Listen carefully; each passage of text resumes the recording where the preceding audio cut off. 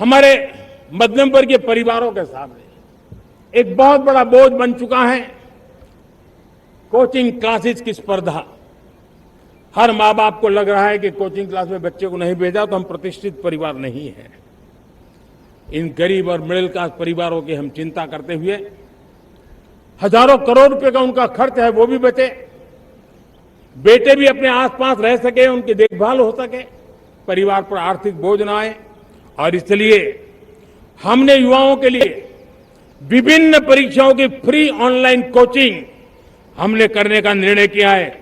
Digital public infrastructure है, हमारे पास उत्तम टैलेंट है, टीचर्स हैं, उन संसाधनों को जोड़ करके हम देश के नौजवानों को फ्री कोचिंग देने का एक पूरा नेटवर्क हम खड़ा करने वाले हैं। मेरे प्यारे देशवासियों, मैं हमेशा कहता आया हूं, जो खेले वो खिले। जब मैं खेले वो खिले की बात कर रहा हूं तब मेरे प्यारे देशवासियों, आज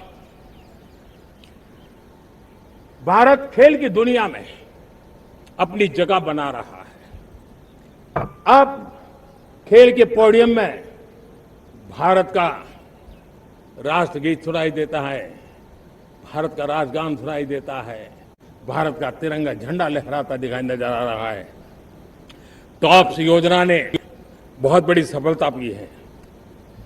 खेलो India games, university games, winter games, beach games, sports infrastructure, sports के लिए कोचिंग, स्पोर्ट्स मेडिसिन, स्पोर्ट्स के लिए न्यूट्रिशन, इन सारे विषयों में भारत अब महारत करने की दिशा में आगे बढ़ रहा है।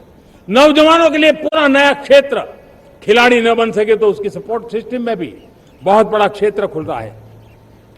स्पोर्ट्स की दुनिया में भारत का प्रदर्शन बेहतर होता रहा है और हम 2036 में ओलंपिक के मजबूत दावेदार बनकर के आगे बढ़ रहे हैं और 2030 में कॉमनवेल्थ गेम्स को भारत होस्ट करने वाला है। और मेरे साथियों, दुनिया में जो ओलंपिक की खेल होते हैं, करीब 40 प्रकार के गेम होते हैं और करीब 350 साढ़े 350 स्पर्धाएं होती हैं ओलंपिक में। और आपको जानकर के दुख होगा मेरे देशवासियों, मेरे नौजवानों, मैं आपको चुनौती देता हूं, मैं आह्वान करता हूं, मैं आपकी मदद चाहता हूं। 350 जितने स्पर्धाओं में भारत 2/3 खेलों में कहीं होता ही नहीं, हमारी मौजूदगी नहीं होती, हम क्वालिफाई नहीं होते हैं। हमने तय किया है कि 2036 में जो ओलंपिक होगा, हम चाहते हैं कि वो भारत में हो, लेकिन 2036 में जिन विधाओं में आज भारत खेलता नहीं है, जिन विधाओं में भारत क्वालिफाई नहीं करता है, जिन स्पर्धाओं में भारत ने छोड़ के रखा है, 3/4 हिस्सा हमारे इंतजार कर रहा है। भारत उस पर बल देगा और इसके लिए हम टैलेंट हंट का एक अभियान भी चलाना चाहते हैं। हमें अगर 2036 के लिए खिलाड़ी चाहिए तो आज जो 5 साल, 10 साल, 15 साल की उम्र के नौजवान हैं, बेटे हैं, उनके तरफ ध्यान देना होगा, उन बेटियों पर ध्यान देना होगा।